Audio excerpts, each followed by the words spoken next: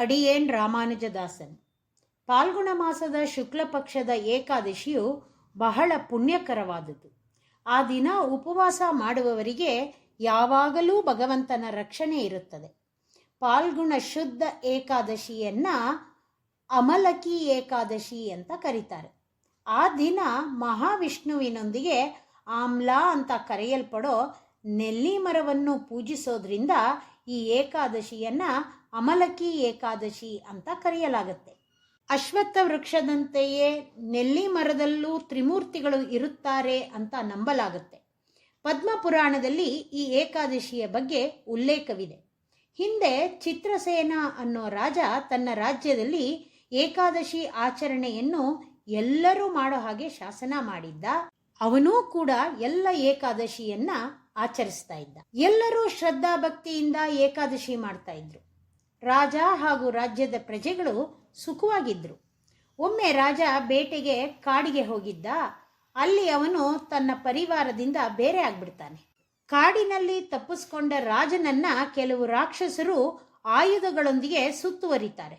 ರಾಕ್ಷಸರನ್ನ ನೋಡಿದ ರಾಜ ಭಯದಿಂದ ಮೂರ್ಛೆ ಹೋಗ್ತಾನೆ. ಆಗ ರಾಜನ ಶರೀರದಿಂದ ಒಂದು ಜ್ಯೋತಿಯಂತಹ ಶಕ್ತಿ ಹೊರಬಂದು ರಾಕ್ಷಸರನ್ನ ನಾಶ ಮಾಡುತ್ತೆ. ಹಾಗೂ ಮತ್ತೆ ರಾಜನ ಶರೀರವನ್ನೇ ಸೇರಿಬಿಡುತ್ತೆ. ಎಚ್ಚರಗೊಂಡ ರಾಜ ಎಲ್ಲ ರಾಕ್ಷಸರು ಸತ್ತು ಬಿದ್ದಿರೋದನ್ನ ನೋಡಿ ಆಶ್ಚರ್ಯಚಕಿತನಾಗ್ತಾನೆ.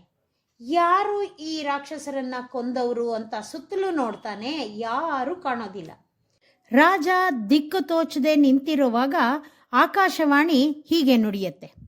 ರಾಜ, ನೀನು ಅಮಲಕಿ ಏಕಾದಶಿಯನ್ನ ಆಚರಿಸಿದ್ರಿಂದ ಆ ಪುಣ್ಯದ ಫಲವೇ ನಿನ್ನ ದೇಹದಿಂದ ಹೊರಬಂದು ರಾಕ್ಷಸರನ್ನ ಕೊಂದು ಮತ್ತೆ ನಿನ್ನ ದೇಹದ ಒಳಗೆ ಹೋಗಿ ಸೇರ್ಕೊಂಡಿದೆ.